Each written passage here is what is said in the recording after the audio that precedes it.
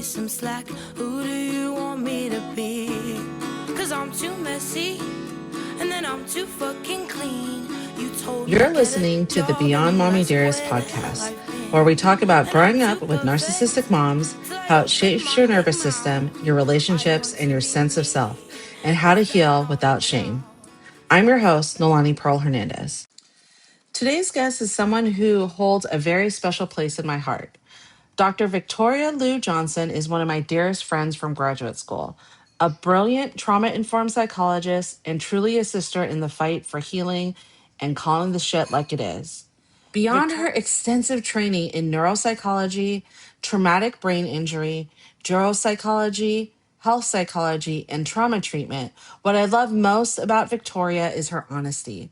She names what's happening, she honors complexity, and she believes deeply that healing is possible when people are seen, respected, and supported. I'm so honored to share this conversation with Victoria today. Well, I've just had the most amazing time talking to my good friend from grad school, Victoria, and I'm so honored that she's here to share the conversation. I was telling her as I was looking for guests to come and speak, I was like, duh, I know a therapist, Victoria. So I'm so glad she agreed to come on. We're recording this on a Sunday, so I'm glad that she has been like blessed me with coming to come and talk. And I alluded to us meeting in grad school, and I really watched Victoria grow into this really amazing woman and therapist. And we've been really focused on growing into healers and truth tellers, so that today we can really call out bad behavior, but also help people heal each in our own lane. And I want to know, I know what called me to it, but what originally called you to this work? Oh gosh. I often joke that I sort of fell into it accidentally. But because when I came to grad school, and I don't know if you knew this, my plan had been to go to medical school I originally, didn't know. for geriatrics because I wanted to work with older adults with dementia. Hmm.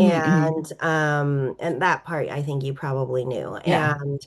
And then, along the way, I met professors who specialize in different things. And then I found out about neuropsychology and I Hmm. ended up doing that. But in terms of the work as a healer, so to speak, or, all of those things, I think it really goes back to my early childhood. My grandparents were both in the medical field.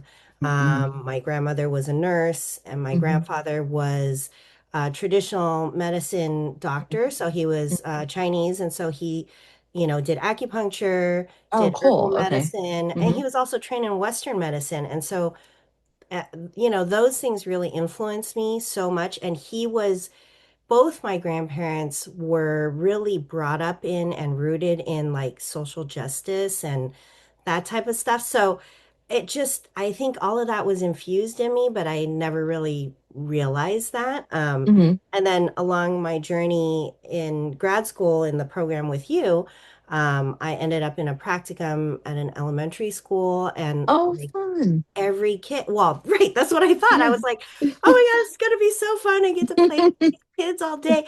And then somehow just luck of the draw, because there was another practicum student there, and we just did like every other referral Hmm. we take, right? And it just so happened that every kid that I saw had trauma. Hmm. Hmm. And I never really envisioned myself working in trauma, but when I was working with those kids, one, it was so hard because I was a mom already at that time, and Hmm. all I could think about was my own children being in these situations. But also, even in that short amount of time, the 1 year of working with them, I could see how much being that one adult that they could rely Hmm. on for support made a huge difference to them Hmm. and Hmm. allow them to be themselves. And so that I think really planted the seed for trauma work for me. And even though I didn't necessarily imagine myself here, if I look back at like my childhood, my experiences with people I knew, other potentially like traumatic Hmm. situations that I've been in or adjacent to, I'm like, oh, it completely makes sense that I ended up in Right. this You role. know, we talk about like on the podcast, we talk about like the mother wound, our motherhood trauma. And really what I want to get out there is kind of what you talked about is this childhood trauma because we talk about ACEs, right? Mhm. Adverse early childhood experiences, and how each, if your number is high on that, it kind of like gives you a trajectory of how your life is going to be. Yeah. And more commonly, as multi-ethnic women, we see it a lot in our people, whether it's like when we were fighting for making sure kids could eat Hmm. at the school district. I remember saying, why are kids not eating? And they said, well, then our account would go negative, that part of the budget. I said, so what? Feed them. Yeah. Like it doesn't, we will find the money elsewhere, but that not eating each time they don't eat, Yeah. not just, okay, they didn't come with breakfast, but they had a free lunch at school, Yeah. or they had free lunch at school, but they didn't have a snack when they went to their after school program, Hmm. counts towards that ASIC score. And it's changed so much just in the time that we're not going to say how long ago we were in grad school together, but we'll talk about, but we might forget words on the podcast because we That's are right. going through perimenopause. So Correct. that'll help. That's a whole nother podcast. But how do you think healing has changed, like the view of healing since we were in grad school? Yeah, that's a really good question. And in fact, I, I'm a professor now as well Mhm, as having my mhm. clinical practice, and I teach a cross-cultural issues class, and I had class yesterday, in fact, and talked Oh, about this okay. very thing. Oh, cool. And Okay. yeah, and so, when we were in grad school and when, learning about theory and treatment and all these things, Mhm, it was very like sort of Western mhm, Eurocentric view mhm, of mental health, of like where we're own individuals and everything mhm, is in a mhm, bubble, mhm, and like you're just treating the symptoms and this one person. And I think, in the last probably 5 or 10 years, there's been a little mhm, more focus on how our environments, how our mhm, genetics, how, the structures that we live in, all influence our mental health, and we're not in a bubble, and all these mhm, other mhm, things impact mhm, us. And so mhm. trying to treat someone like they're the cause of their own problems is is not that's not how life works, right? Right, right. And I think I've seen a lot of that even just as you were talking about helping kids in school. I Mhm. thought, oh man, if you would have been my therapist when I tried to say, hey, my mom's a psycho, Mhm. with more words than that, um, that you would have actually heard me instead of saying, oh, let's have your mom come in. Oh, look, your mom's saying sorry. I was like, it it's her, it's not me. And I know that when it's the right person to listen to you, Yeah. and this is where like diversity comes in because we talked about it. I'm biracial, you're multi-ethnic, you're indigenous, and you're a third culture kid, and those identities really help shape the way you show up at work. So tell me how Mhm. you've experienced that. Like where has it helped you in this fashion? Yeah, I think because there are so many different influences, right, that Mhm, make up mhm, me, I can understand that people aren't in these neat little categories. And I, mhm, I think maybe that piece of it, and then having different perspectives, having grown up, with different cultural mhm, influences, mhm. having spent time living with my indigenous grandparents in a Oh wow. village where, Oh wow, I didn't I know this. had to, That's there so was no cool. running water. Like I had to go pump water for everything, for a bath, Oh for wow. cooking, for washing, all those things. Like it didn't just come out of a tap, right? Yeah, Um, yeah. so having those sort of that subsistence living perspective, and, and then also, growing up like with my mom, who was a single mom, and my Mhm, mhm, grandparents, lived mhm, with us, or my grandfather lived with us and helped raise me. So mhm, that also gave me a little different perspective. And mhm. that was the grandfather that I mentioned earlier. And so, I spent a lot of time like learning literally at his knee. And not only that, he was a U.S. Army Air Force Oh, veteran who wow. was an Okay. above the knee amputee. Oh, He was in the wow. Air Force, and he was a fighter pilot.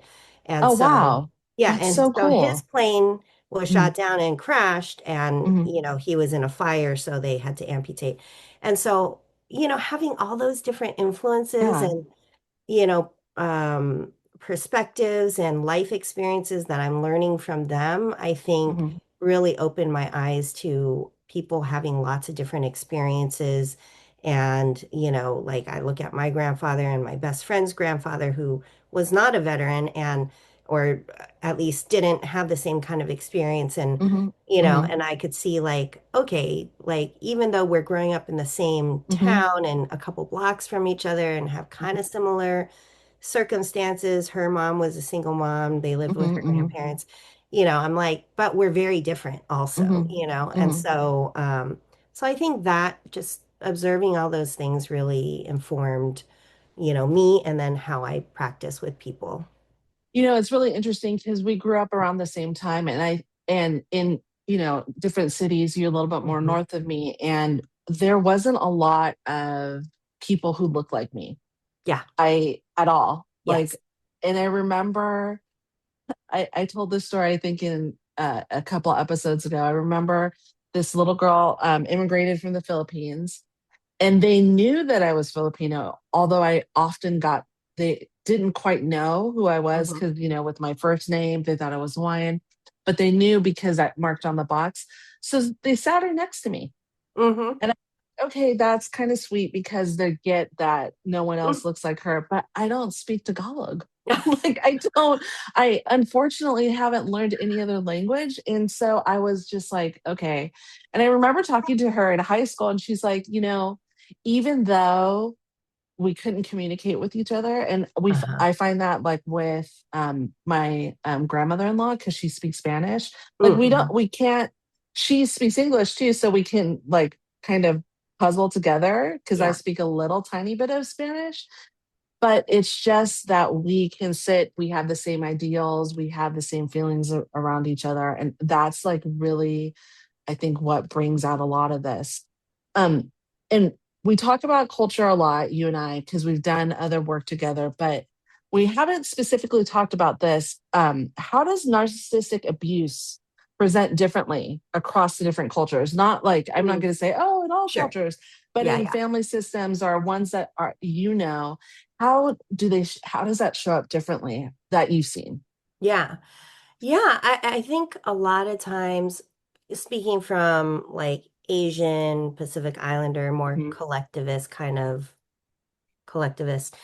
cultures, mhm, oftentimes it shows up as, well, this is part of the culture, right? And mhm, you mhm. need to be respectful of your elders, and you need to not question me and do what I say. And sometimes it shows up as like, I'm doing this thing that's emotionally abusive to you, but it's because I care about you that I'm doing Yeah, it, yeah, right? yeah. If I didn't care about you, I I wouldn't wouldn't, abuse you. right? I wouldn't XYZ thing. I would just Yeah, leave you alone, right? right, right. Or it would look like, oh, you don't love me, you don't care about me, but like I mean, I recognize that that's true across the board for Yeah, the yeah, narcissistic yeah. relationship, but in a like cultural sense of like, Yeah. you have to do these Mhm, things because it's an expectation in our mhm, culture that mhm, you're going to do sacrifice everything for me,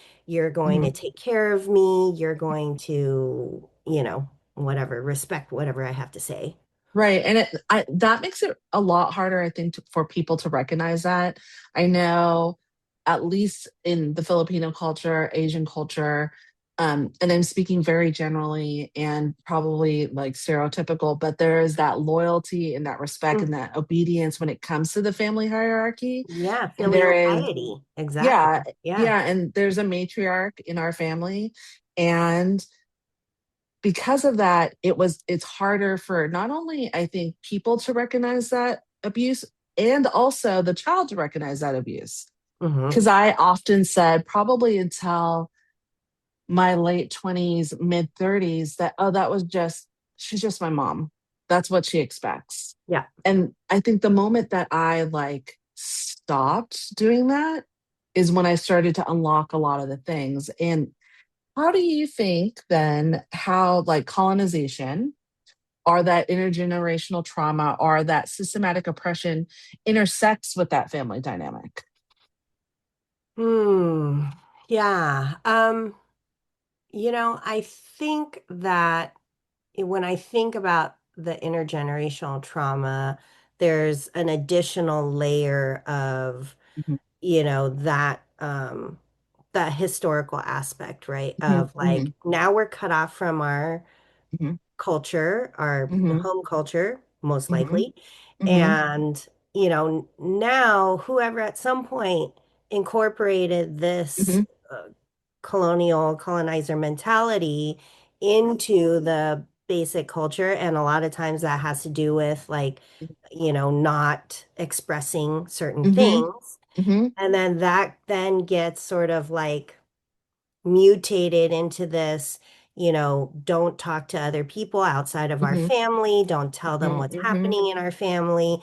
This is our culture, this is how we mhm, do things. mhm, And if you look historically, that's not actually the case, that like mhm, in community you share mhm. different things that are happening to you, but because of that sort of like nuclear family unit type of Yeah, yeah. mentality of like, this is This is our, us. yeah, Yeah, this is us. Like, don't share it even with other family members, right? right. Outside of our Yeah. little unit.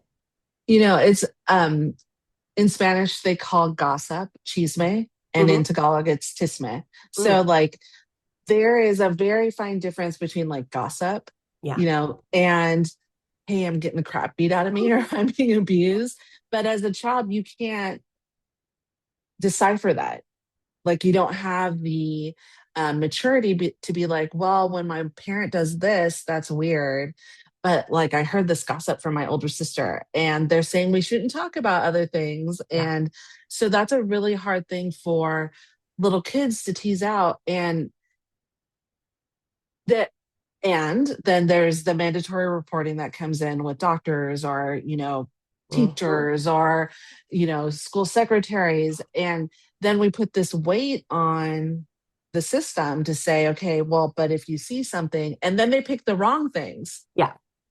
And Right. so there's like this whole cycle that goes through that. And i think that I think that the systems are getting better as we incorporate like diversity into the systems in your practice and when dealing with people is a biopsychosocial framework. Can you Yeah. kind of explain what that means in everyday language? Yeah. So, I mean, it's a little bit, you can kind of pick that out. You're looking at the biological factors that are influencing somebody's mental health, whether that's chronic health issues, Hmm, hmm. mental health issues, like other like, right, when we talked about perimenopause earlier, The having, devil. right, like Yeah. having these fluctuations in hormone and or taking medications that can impact all of Hmm, these things. So that's the bio part. The psycho is psychological, obviously. So any sort of mental health sort of stressors, hmm, things that are happening at work or in your social circles, in your hmm, hmm, relationships, all those things. And then and then the social aspect. So that's like all the at large, right? hmm, Like hmm, hmm, the society at large or your work system or your school system or these larger things. And then so biopsychosocial is looking at that intersection if you're thinking about a Venn diagram, right? So right. where all three things overlap, that's where our mental health Hmm, happens. hmm, And hmm, and so looking at that all of those three pieces, considering all of those three pieces, like I said earlier, we're not in a bubble, right? Where nothing else, like everything's just coming out of our minds.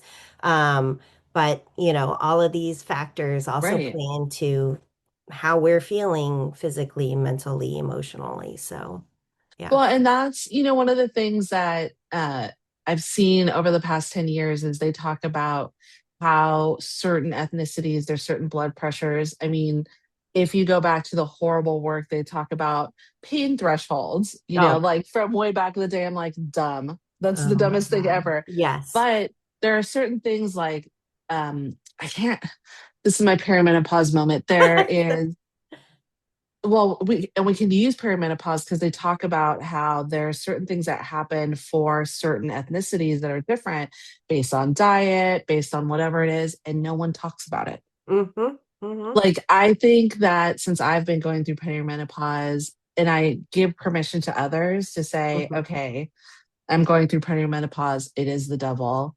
Like Yeah. now we all know that people there's a relaxation that I see happen among women who are my age or around my age. I know that I'm going through it a little bit older. I'm telling people how old I am based on this. I'm going through it a little No. bit older, but it's a really important thing. Like my daughter was talking to me and she's 30. So she was talking to me about what was it like when you were 30? How did you feel this way? How did you feel? And that was nothing, not because my mom's a narcissist. She didn't tell me that. It was just, we didn't talk about Yeah, it. no, that It that was not something our parents, our mothers' not at all. generation talked about Yeah. ever. Like, I Yeah. think the word menopause was like one of those whispered, I you know. know, like I'm, menopause. I don't have my period anymore. Yeah. I've I gone through, don't I don't think they you even know. said that. They actually said the change. They wouldn't even Oh, say yes. the It was word called the menopause. change. I I'm going through remember. the change. And I was always like, the change, what does What that does that mean? mean? Yeah, like that doesn't help. It doesn't help me at all. And I think that's why it's so important that you look really at a whole person Mhm. rather than isolate like the symptoms. So can you talk a little bit about that, about why you think it's so important? Yeah. Yeah, I mean, it kind of gets a little off topic, but also not that the Yeah, yeah, perimenopause piece, yeah, it really has been for myself the discovery of some of the mhm, symptoms that we mhm. experience that aren't the stereotypical, Yep, right? Hot flashes, yep, sleep yep, issues, low yep, libido. yeah, Um, but, I found out from another friend who's like really sort of been reposting on social media and like yeah, talking yeah, about the musculoskeletal pain because that was yeah, my first yeah, yeah, symptom. I had yeah, frozen shoulder, and I came yeah. to No find one out that talks that's about like that. one of the Hmm. most common symptoms Hmm. Hmm. that no one talks about. And so, I think similarly with mental health issues, it's like being able to, you know, normalize a lot of Yep. this. It's like, because I was like, oh, I must have injured my shoulder, right? Like Yeah, I must yeah, have done something to it and now it's been hurting for like yeah, a year, yeah, yeah, and yeah. because someone else talked about it, I was like, oh my God, like that, I'm That going makes through that. sense. And Yep, so, similar for mental health issues, it's like when you start sharing some of the things you're hmm, going through, especially yep, like with family members and stuff that yep, are outside of your immediate nuclear yep. family, suddenly it's like, wait, I that happened to me too, or Yeah, I yeah, went through that yeah. too. And so, I think a lot of it is really that recognition of we're not islands. Yes, And, yes. you know, that Yeah, some of well, these things are common. it's really interesting. So I help admin a group. There's three of us total of women who have narcissistic moms. There's like 7,500 women in there. Oh, wow. And it's like it's a lot. Like I think about it and it makes me sad, but it also makes me really happy because there is something that comes from not having to explain this whole piece of my life Yeah. and then getting to the meat of what goes on. And that I think that lived experience is really, really important. And then when you also intersect it with your nervous system responses. So Mhm. why am I exhausted all the time when I have to deal with a dick at work? It's Yeah. because they probably are triggering that narcissistic like Yeah. response that I have. Absolutely. or why is my blood pressure, why am I feeling like my blood pressure going up, all of these things. And that intersection is like really, really important. Hmm. With your background in neuropsychology Hmm. and TBI, what do you wish more people understood about trauma and how it impacts the brain? Yeah. Well, I mean, both things, right? TBI and emotional trauma, not just physical trauma, can rewire our brains, right?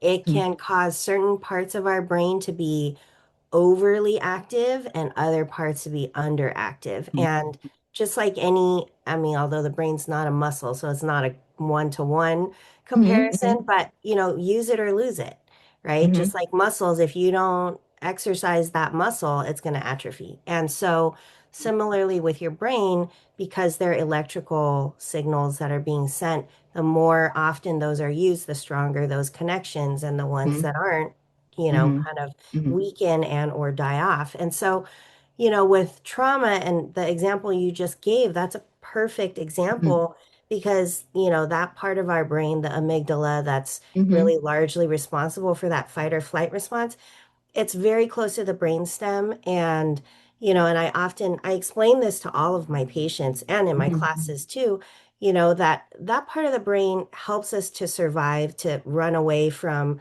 the mhm, bear that's going to eat us, mhm, or things like that. But it's not a very smart part of the brain, mm-mm, right? It's responsible for just making a quick snap judgment and mhm, being triggered and just sending us off to run away, mhm, or to fight for some people. And mhm, mhm, you know, and so that part of the brain can't really differentiate between real danger and perceived mhm, danger. And so mhm, maybe you had real danger with your parent who was maybe physically abusive or certainly mhm, emotionally abusive. mhm, And mhm, when you're in that situation with a boss who's getting angry or doing similar type of mhm. behaviors, that part of Right, your brain's automatically like, danger, Will Robinson, let's right, get out of here. right, And right. so, so that triggers that response. And, a lot of times it's, unless you're aware of it, it's hard to Mhm. kind of like talk yourself down from that.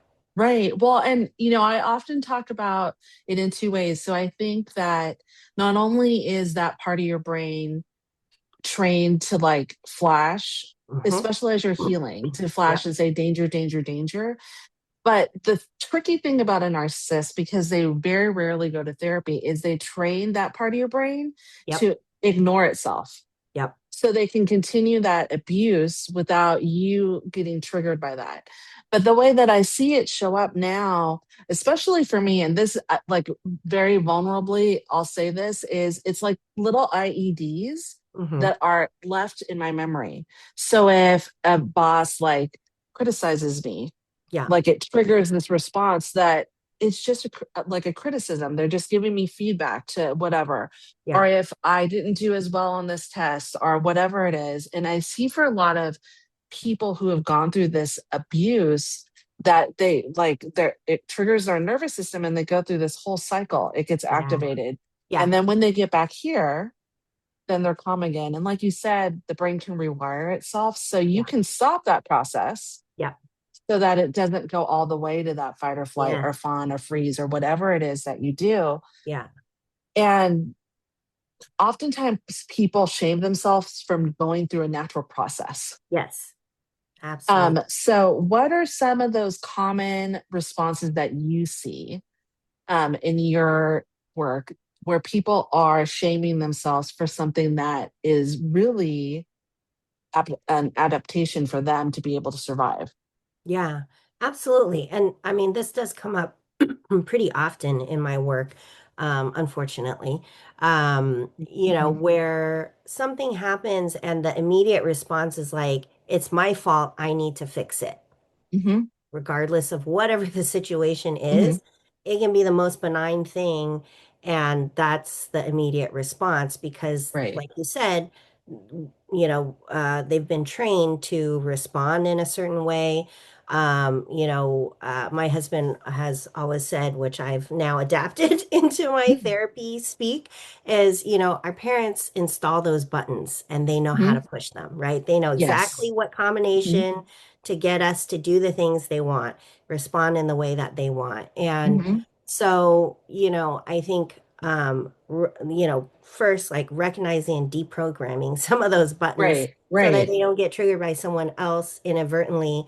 And recognizing that this was not like you didn't create this Hmm. Hmm. situation. Hmm. It's not your responsibility. Like one thing I've, relatively recently been working on with one of my patients is like, it's not your responsibility to regulate everyone else's emotions. Yes. Hmm. And which Hmm. is what, that person had been taught by their mother, Right. right? Right.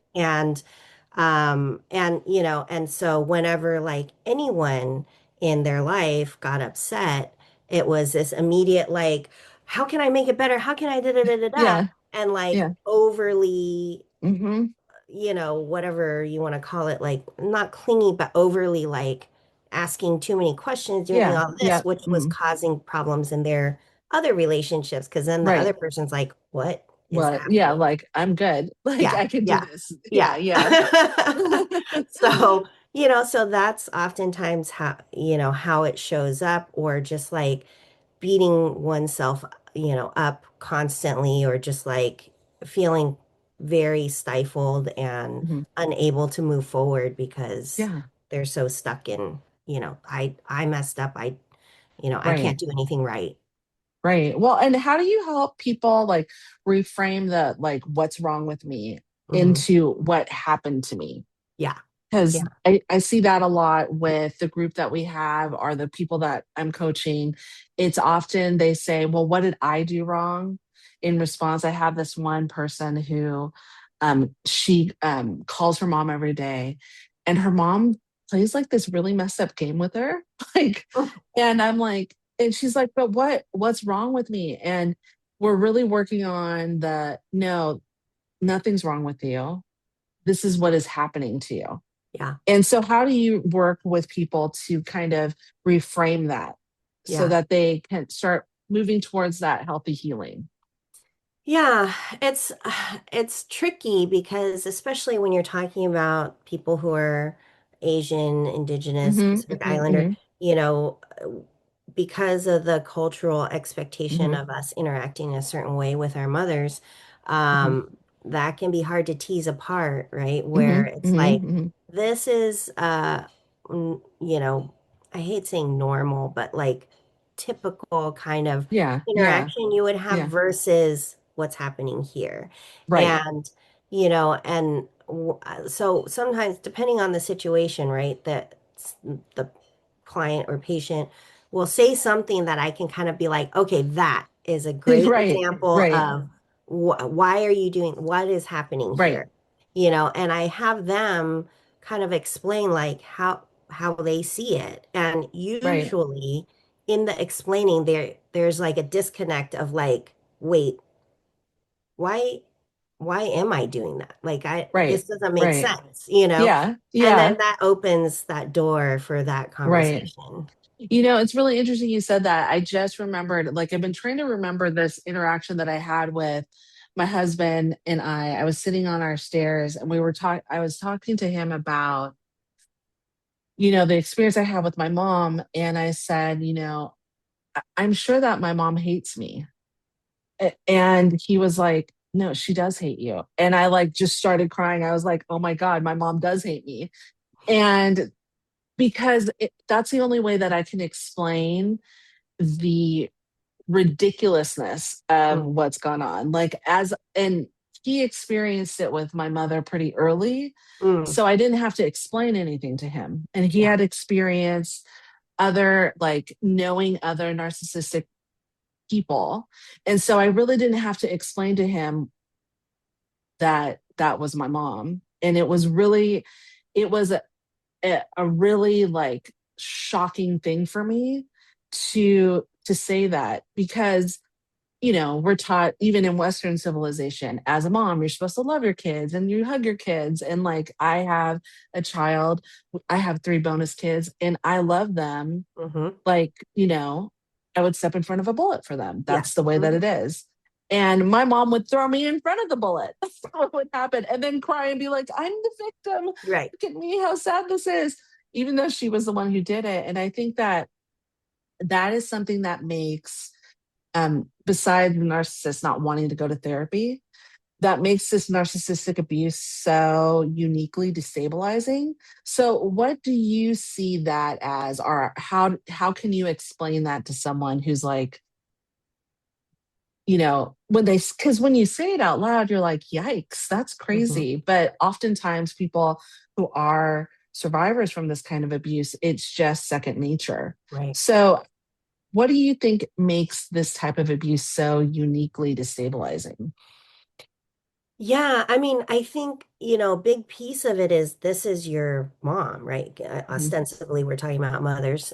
So, that's who you learn how to interact with other mhm, people from mhm, mhm, typically. And at the base of it, we want we always want the acceptance and love of our parents. I mean, we see this with, Harlow's monkeys, right? The mhm, monkeys mhm, that they mhm, put on the wire, mhm, mother with the milk bottle, and then the wire mother with the carpeting or whatever. mhm, And mhm, the baby monkeys would be on mhm, the carpeted mothers because they want that love and comfort, even mhm. if the food is on the cold, Right. non-carpeted mother. So we are this in similar fashion. We want that love and caring and nurturing. I mean, that's built in, right, into our Mhm. makeup because we're not the type of animals that can just be born and like run Like, off peace and out. Peace. yeah, Yeah. fend for ourselves. We rely on our mothers specifically. And so, so that deep like genetic need for that Mhm, acceptance and love overrides mhm. the fact that this wire mother doesn't have food for us, right? That's Like, actually a really good, like, I love that analogy in regards to the wire mother. And like for people to even put it in more like, if you think, let's think of like what current events. mhm. Punch the Monkey is like off the hook viral right now, right? I And just saw a so, video of right, that. okay. So you see So Punch I the do know Monkey. what you're talking about. Yeah. So his mom had to be a narcissist. So let's pretend the mom was a narcissist, right? And she didn't want to be around him and pushed him away. And so they replaced that feeling for him with the stuffed monkey. And everyone saw it like, and it's really breaking a lot of influencers, I find, because they're like, this is too much with everything going on. It's too Uh-huh. much. So Yeah. he's dragging this little monkey around, a little stuffed Yeah. monkey, which is giving him what he needs right now. Yeah.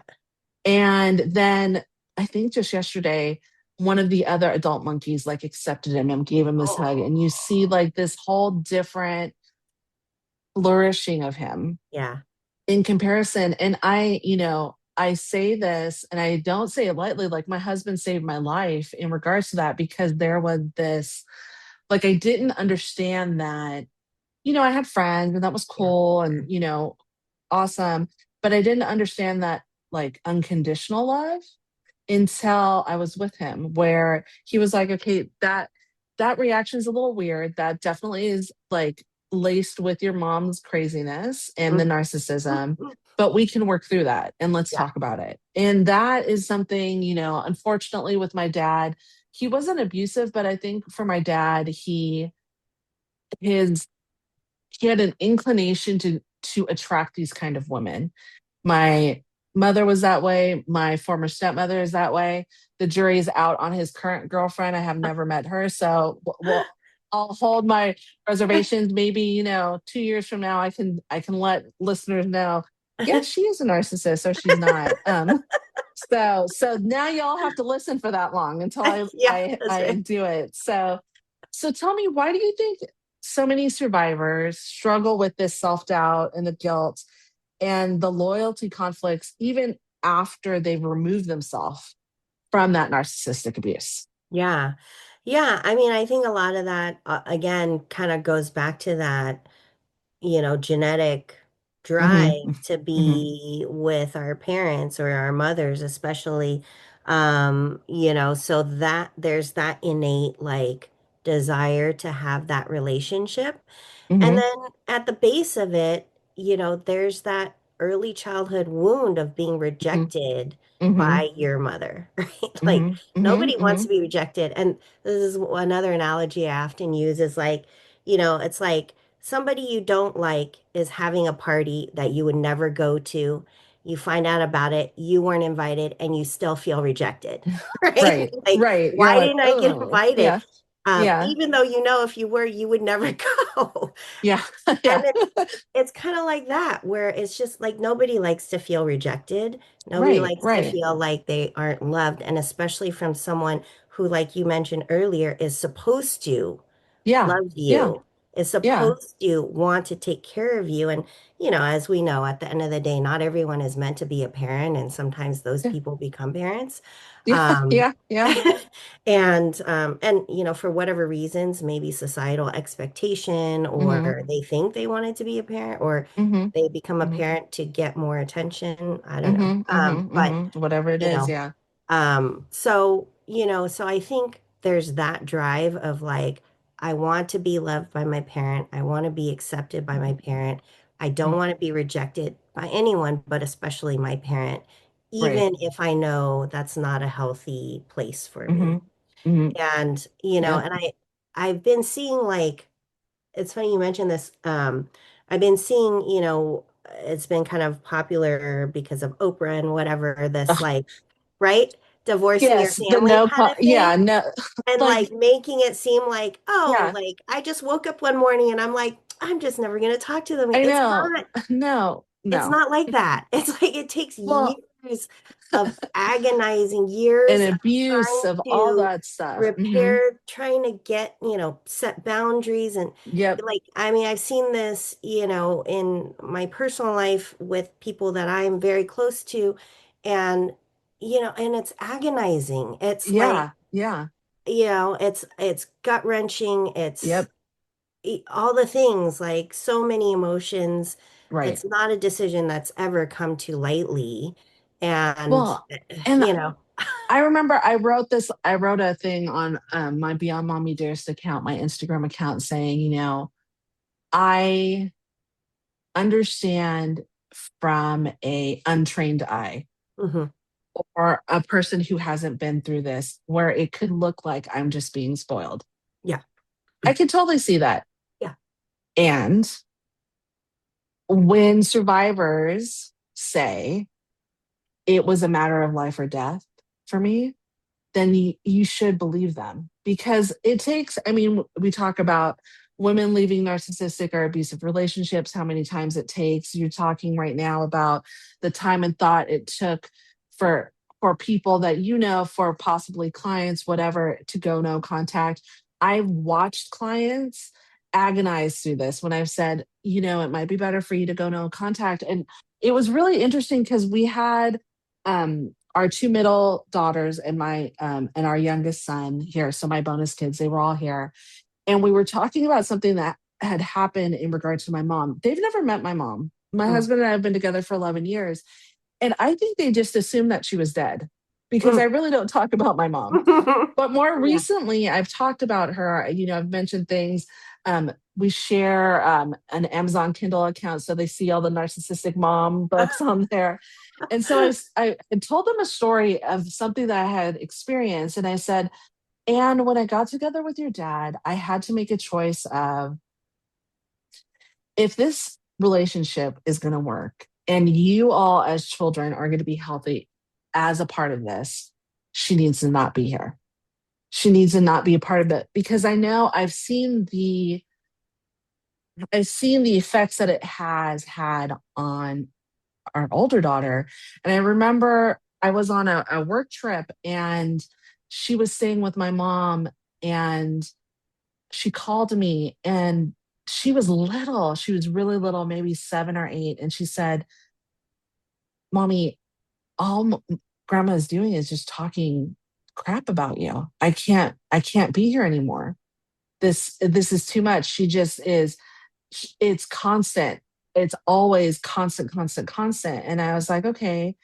And my best friend at the time picked her up from there, and she stayed with her for the couple days that I had the my work trip. And for like I that didn't like comprehend, and my mom was just so upset. I can't believe she left, and blah blah blah blah blah. 23 this is 23 years ago, and she was so upset about it, and she still mentions it. I have her blocked on my phone. Every time she calls, there's a long tirade to get to. Don't forget to call me. I never call her, but it's really, really interesting. And I can tell whether or not my daughter is in contact with her based on the message. I Hmm. haven't heard from blah, blah, blah in so long. Are you keeping her from me? I'm like, she's 30 years old, man. What Yeah, can I do? What can I do? right, She's on the East Coast right now. I'm trying to get her to fly back because there's a blizzard coming. What can I do? There's right, nothing I can right, do. right. So I find that really, really interesting.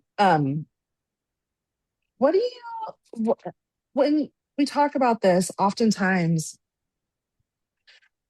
well, let me take that back. Not oftentimes. What I've seen in my experience is when there have been women that I've worked with, they've talked about being on like anti-anxiety medication and various things, depression medication, because they're going through this, mother wound and healing themselves and getting through. What do you think collective or collaborative care looks like when it's working really well when it comes to Mm. narcissistic abuse? Yeah. Well, ideally, right, the therapist, if they're not also the prescriber, whether it's, psychologist or nurse practitioner, Hmm. psychiatric Hmm. nurse practitioner or psychiatrist, or, at the master's level, LPCC, social work Hmm. and Hmm. MFT, Hmm. ideally they should be in contact with each other, right? They Hmm. should be Right. because, and I teach the psychopharmacology class, and I Oh, tell cool. this Okay. to my That was one of my students. favorite classes. I Yeah, loved and, that and I, class. I tell them, I'm like, you guys are the ones who are going to see these people every Hmm. week. Hmm. They're the person who prescribed this medication maybe every 3 months if they're Yep. lucky. Hmm. And it's going to be a Hmm. 15-20 minute visit.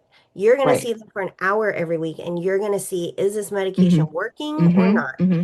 Hmm. Are they having bad side effects or not? Hmm. Hmm. Are they at a point where, yeah, and I use the analogy, and I got this from a book, which I can't remember the name of the book It's because okay. Perimenopause. exactly. It's okay. We'll figure it out and we'll put it in the notes, Yeah, but go right. ahead. But it was written by a psychiatrist, and he uses the metaphor of psych meds and therapy as, someone who's really going through it, right? They're like drowning and they're doing everything they can to just Mm-hmm. get their head above water. And sometimes medication is that life ring to help them get their head, to Hmm. be able to take a breather, right? They're Right. still stuck out in the ocean, but Right. this helps them kind of Um, take a breather, right. bring that, all of that, like all the things, that system down, their Hmm. stress response down, Hmm. all of Hmm. that. And then therapy is teaching them how to swim back to shore. Right. And Right. so, Yeah, once you that's get those good. skills and you've processed whatever the base trauma situation is, and you gain some perspective, you may not need to be on medication anymore, Right. right? And Hmm. so having that therapist really be attuned to that and be able to tell, either your client, patient, or the Hmm. prescriber, Hmm. like, hey, I think they're doing okay. Maybe, Hmm. Let's they taper might off. want to Yeah. like take them off or taper down to a lower Hmm. Hmm. dose and see how Hmm. things go. So that would ideally be how things look. And also, sometimes I've had the situation where someone got on a new medication and it's like not a good plan, Yeah. So Yeah. I Yeah. see them a week later and they're having all these bad side effects. I'm like, I think like you need to tell your doctor, you Hmm. need to Hmm. tell your prescriber immediately that this is Hmm. happening. Hmm. And usually they do because, we talk about all these things, and, they get taken off of it or whatever. Right. So ideally everyone should work as a team and Hmm. with the, you know, person, client, patient, whatever you want to Hmm. call Hmm. them, at the center of it, driving the decision. Like Mhm. one of the other things I talk about is like psychosis, right? Like Mhm. hallucination, auditory or Yep. visual hallucination. If it's not bothering the person, like why do we need to medicate it? Right? Right. If it's not Right. hampering their ability to function and live their life and, work or whatever other Right. things, like why get on Right. these heavy duty medications I for it? agree. And Well, so, it's not an yeah. automatic, like, I think, a lot Yeah. of the medical field is Yep. CYA, right? Yeah. So they're like, oh, Yeah. you have this, I'm going to throw medication Yeah. at it so I Yeah. can Yep. document that I put you on medication. Yep. But at the end of the day, if the person's like, I'm doing fine, I'm able to work, I'm able to take care of my Right. family, my whatever Right. Right. things, and yeah, I know like I'm hearing these voices, but I know they're not real and I can kind of ignore them. Right. Like, why do we need to medicate them then? I watched so there's this show on Apple TV I absolutely love, Shrinking. I don't know if you've Mhm. watched it. I have not. Um oh my God, so good. Need to Like watch it. it's Okay. yeah, you have to watch it. It's in its third season, Uh-huh. and so I'm going to say that I won't say, I'll try not to ruin it, but there's a main character in it who gets a who is diagnosed with Parkinson's. And a Uh-huh. part of Parkinson's, like what will start to happen is you could hallucinate. Yeah. And so there's a hallucination that he sees, and they so amazingly put the hallucination to be Michael J. Fox, right? So the person who's fighting against for Parkinson's Yeah. funding is Michael J. Fox. And so what they did, because the main character is in a professional setting, they are a therapist. They took and they equated the hallucination to, yes, it's a part of Parkinson's, but it's the stress part. So Hmm. let's remove the stress and Hmm. then see what happens. And you start exercising and you start doing things, and the hallucination went away and he went back to work. Hmm. Hmm. Um, so I think that, of course, this is commercialized. It's, Sure. Yeah. it's not exactly what happens, but I think that you're bringing up a really good point is number one, it's the person. Are they functioning? Like that's the big thing. Are they Yeah. functioning? Are they able to do self-care? If they have a family, can they do family care? Are they showing up for work? Are they doing all the things? Hmm. Hmm. And then you decide from there. The other thing I think is that collaboration is really important, Yeah. is that if you find whether it's a nurse practitioner or a doctor or a psychiatrist that works really well with your therapist, so that they can hop on the phone, spend 5-10 minutes, say, hey, I saw so and so, this is what I'm seeing, and then take it from there. That is the way real medicine's supposed to work. Yeah. And if it doesn't, advocate for yourself. Like Yeah. that's the big thing. This kind of brings me to the next point, because you and I are known for calling out shit that's not right. And whether it's like advocacy for education, advocacy for cultures or racism or any of that stuff, I think for both you and I, for different reasons, this has been a part of who we are. So why is for you truth telling such a big part of healing for a person? Yeah. I think, a lot of times for people, especially who have gone through traumas, who have had a narcissistic parent, mother, or been in abusive relationships or things like that, so much of it is built on a lie, right? Hmm. So Hmm. much of it Hmm. is built on this constructed reality of the abuser, that the person, the survivor has sort of been, if it's a romantic relationship, right? The first thing that happens is they get isolated from their Hmm. support system Hmm. so that Hmm. then you're disoriented and you can't check in with someone else on whether this is Hey, is this right or okay? not, Right. right? Yeah. And so same thing with the parent structure is, yeah, you've grown up with this. You don't know any better. You don't know any different. And like I mentioned earlier, there's often this narrative of don't talk about our family business outside the family. So you Hmm. can't be checking in with other people. And Right. or this is your fault. You brought this on yourself. So Yeah. then there's that shame of I don't want to tell people because then they're going to think badly about me. Right. Um, So, a lot of times it's like, right, calling that out of like, that's not how, you know, other people operate. That's not how humans operate because we are social creatures. Like we need Mm-hmm. to be in community with other people. Mm-hmm. And so, a lot of times it looks like that or Mm-hmm. um, especially like I can't stand bullying. Like that is Oh, since yeah. I was little, I was that kid who would get into fights with the Mm-hmm. police if I Mm-hmm. saw them Yeah. bullying. Yeah. Um, Yeah. and so that kind of stuff is just like if you are just being a jerk, we'll say, um, to someone else just to make yourself feel better or more powerful or Mhm. whatever, like, Mhm. yeah, I'm not gonna stand for that. That's a really big thing for me too, and it's probably gotten me into more trouble than not because I don't like this power structure when someone believes they have more power, or if they have more power and Yeah, then they're bullying someone. yeah, And I think that really like connects for me. And again, I don't know how well, let me take a step back. The entire side of my family that I grew up with has totally different views for me when it comes to um political views or racism or any of that stuff. I know that there's some kind of deep rooted value in that. How do you help people reconnect to those values after their years and years and years of being in survival mode? yeah.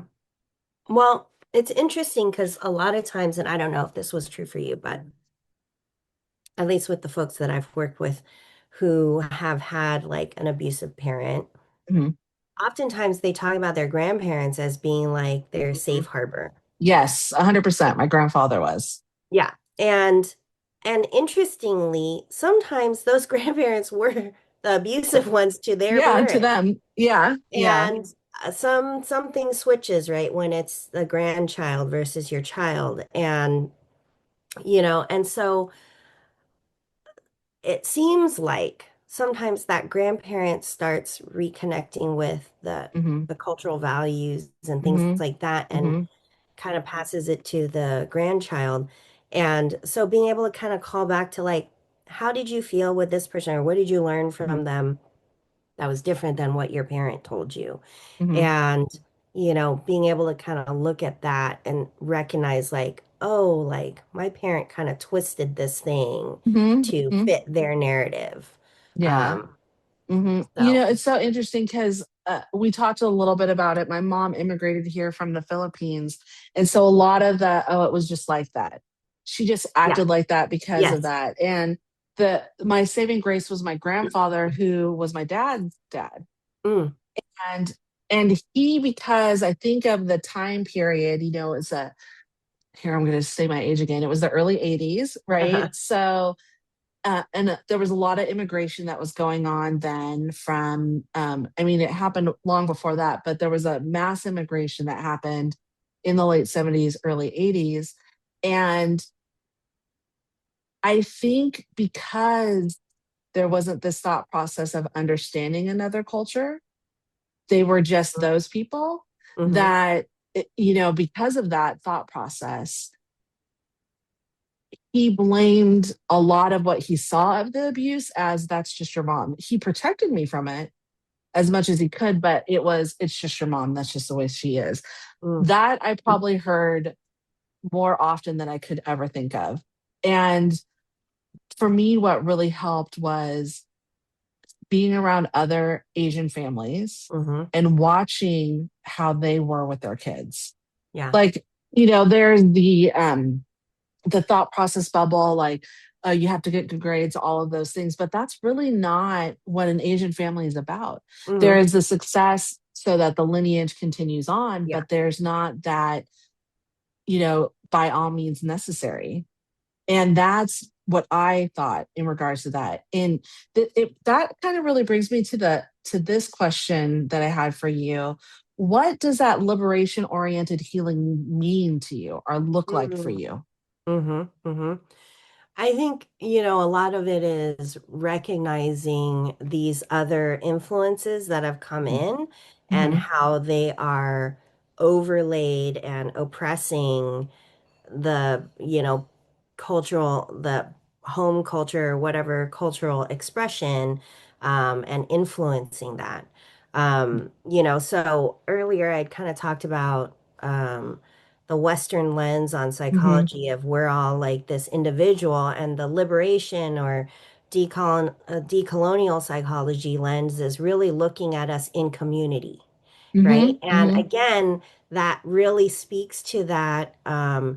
We're not like each person who's going through these things is not by themselves. And Right. when they are able to connect to the community, then they can see, like, oh, this is not, this is a toxic behavior. This is a whatever, Hmm. Hmm. this is not part of the culture as Hmm.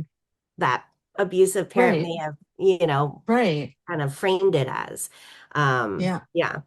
I definitely agree with that. I think that with the group of these women that I stumbled on to be their admin, 7,500 women, that's a lot of women in one spot. Yeah. And to all have that similar, not the same, but a very similar experience in community together is Yeah. really big because we're all experiencing or have experienced stuff in different ways. Right. Some women are talking about how they're in low contact, some are no contact, some are trying to figure out how to maneuver having children with having them. So that I think is a really important thing when it comes to healing, Hmm. to understand what other people are going through. So you can, like most things, take from it what really works for you and then move forward with it because that's really what it's about. Yeah. What do And you it's a want? Oh, very, go ahead. Sorry. sorry, I No, was no, going to no. say, and it's very validating, Yes. Oh right? my gosh. Because Yeah. before that, you're told this is you, it's only you, Mm-hmm. that kind of thing. And now Mm-hmm. all of a sudden it's like, oh, I'm either A, I'm in community with other people who've had similar experiences, or Yeah. B, I'm in community with people who haven't had this experience Yeah. and are going, that's Yeah. wrong, Yeah. That's not right? how Like it's supposed to you and happen. your husband, right? When Yeah. your Yeah. husband pointed out, like, that's not okay. Your mom is supposed to love you. And Yeah. I was like, oh my God, because I, and his family system is so amazing. Like I look at his family system, the love his mom has for both him and his sister, the love his dad, they're not married anymore, but the love Hmm. his dad has for him and his brothers, the love his stepdad has for him as his stepson and then his sister. Hmm. And then the ultimate is the love that their grandmother has for all of them. And Hmm. that, like, I had never experienced that. And I don't know if I've shared this story before on the podcast, but the first time my daughter met my husband's entire extended family, she was really upset. And I can't quite remember why she was upset, but she was crying out in the car. And so I was like, okay, this might just be because, it's changing the relationship, and she was older. So Right. we were trying to maneuver it. And it was Thanksgiving and I was making the mashed potatoes. I was like, I got to get this right. Hmm. Right. This is Hmm. how I'm going to be judged on how good these mashed potatoes are. Right. Right. And so AJ went out to talk to her and he's like, can you come out really quick? And and my You daughter was said both really of their upset. names, but I yeah. know. And she was really upset. And I remember I said, okay, get it together, just come inside. And his grandmother met her. And there must be some like they're a kindred spirit or something. But, in Spanish, his grandma said, oh my gosh, you look so much like your mom, and gave her a hug. And I saw her whole body, my daughter's whole body just collapse into her. And I was like, okay, we're going to be fine. Like, we're going to be good. And that was really, for me, a defining moment because you don't have to speak the same language to share that love. Hmm. Hmm. And that was what his grandmother was giving to her was, I know this is hard. I know this is different, but you're us. And I thought that was really, really a moving moment. As we close up, what do you want survivors of this narcissistic abuse, our complex trauma? Hmm. to hear today when they go back and they listen to this? I think the biggest message is it's not your fault, right? You Yeah. didn't Mm-hmm. do anything to deserve it. Mm-hmm. Mm-hmm. And, that behavior is a reflection of that person who perpetrated it and them and not of you. So, I think that's the biggest message. Like, if people could hear one thing, it's really that, because so much of it is internalized, right? The messaging they get from that narcissistic parent is that it's them, it's their fault, it's whatever, right? Because that's part of personality disorder, right? Is that Yeah. it's Yeah. everyone else's fault. It's not me. Mm-hmm. Mm-hmm. And so in that situation, it's your fault. You ruined my life. You this, that, the Mm-hmm. other. Mm-hmm. Mm-hmm. Um, like a baby has a choice of being Yeah. born, I'm gonna ruin as your like, life now. okay. Yeah. And, so, I think that's the biggest thing is like it's not your fault. You Mm-hmm. didn't do anything to deserve that treatment. And so, being able to like internalize that message is really a big part of that healing process. I agree. And it's hard because, right, you've had however many years of Yeah. getting the other Yeah. message. It's not going to happen overnight. And No. I guess the other message is being patient with the Yes. healing. It's not linear, No, right? it's not It's not linear. linear. And that's okay. And you can take 12 steps back and Yeah, one step forward as long as you keep pushing towards that healing, I think is yeah, the really, really important part. Tell absolutely. me, what gives you hope in this work? Yeah, it's the people I work with, seeing that piece get Mm-hmm. incorporated, that it's not my fault. I didn't do anything to deserve that.